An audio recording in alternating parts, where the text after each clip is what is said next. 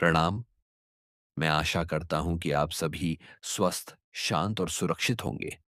आज हम एक ऐसे विषय पर बात करने जा रहे हैं जिसे अक्सर समाज में गलत समझा जाता है, गलत ढंग से बताया जाता है और कई बार बिना समझे दोष के साथ जोड़ दिया जाता है।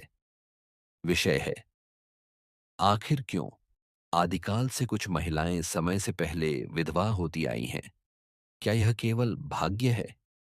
क्या यह किसी एक व्यक्ति की गलती है, या फिर इसके पीछे कोई गहरी पौराणिक और शास्त्रीय समझ छिपी है जिसे जानना आज के समय में और भी जरूरी हो गया है? आज की यह कथा डर पैदा करने के लिए नहीं, किसी को दोषी ठहराने के लिए नहीं, बल्कि सच्चाई, करुणा और समाधान को समझने के लिए है। तो आइए आदिकाल की उस कथा और शास्त्रीय दृष्टि को जानें जो इस प्रश्न का उत्तर शांत मन और स्पष्ट बुद्धि के साथ देती है। आदिकाल की कथा से प्रारंभ करते हैं। पुराणों में वर्णन आता है कि एक समय देवताओं और ऋषियों ने जीवन और मृत्यु के असंतुलन पर चिंतन किया। उन्होंने देखा कि कहीं दीर्घायु है तो कहीं असमय वियोग। तब यह सत्य स्पष्ट हुआ कि मृत्यु किसी एक व्यक्ति की नहीं, समूचे कर्म परिवेश की परिणति होती है। शास्त्र बताते हैं, जीवन केवल जन्म से नहीं, आचरण, संयम और चेतना से लंबा होता है। जहां पुरुष असंयम, अहंकार, क्रोध, जोखिम और उपेक्षा में जीता है, वहां जीवन की रक्षा करने वाली शक्तियां धीरे धीरे क्षीण हो जाती हैं। यह किसी स्त्री का दोष नहीं, यह कर्म और चेतना का परिणाम है। पौराणिक दृष्टि क्या कहती है? धर्म ग्रंथों में स्त्री को गृह लक्ष्मी कहा गया है। वह घर की रक्षा शक्ति है। पर रक्षा तभी फलित होती है जब गृह में संयम, सत्य और मर्यादा हो। जहां पति पत्नी दोनों धर्म, संयम और संवाद से दूर होते हैं, वहां जीवन की डोर कमजोर पड़ती है। इसीलिए शास्त्र यह नहीं कहते कि स्त्री के कारण वियोग हुआ, बल्कि कहते हैं जहां धर्म घटता है वहां आयु घटती है। अब निवारण की बात। निवारण डर से नहीं, अनुशासन और संरक्षण से होता है।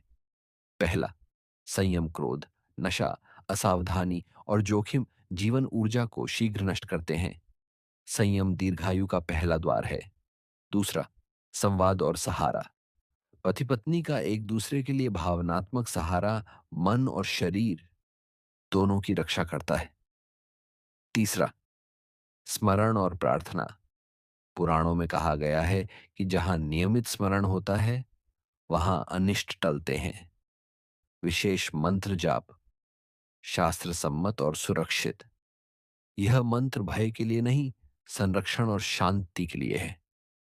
महामृत्युंजय मंत्र, ओम त्र्यंबकम यजामहे सुगंधिम पुष्टिवर्धनम उर्वारुकमिव बंधनान मृत्युर्मुक्षीय मामृतात। इस मंत्र का अर्थ है, हम उस त्रिनेत्रधारी शिव का स्मरण करते हैं जो जीवन को पुष्ट करता है और हमें असमय मृत्यु के बंधन से मुक्त कर दीर्घायु और शांति प्रदान करता है। जप विधि सरल, शांत मन से, प्रातः या संध्या, कम से कम 108 बार। न भय से, श्रद्धा और संयम के भाव से। एक अत्यंत आवश्यक बात, किसी स्त्री को उसके वियोग के लिए दोषी ठहराना धर्म नहीं, अधर्म है। शास्त्र करुणा सिखाते हैं, आरोप नहीं। जहां करुणा, संयम और स्मरण है, वहां जीवन सुरक्षित होता है।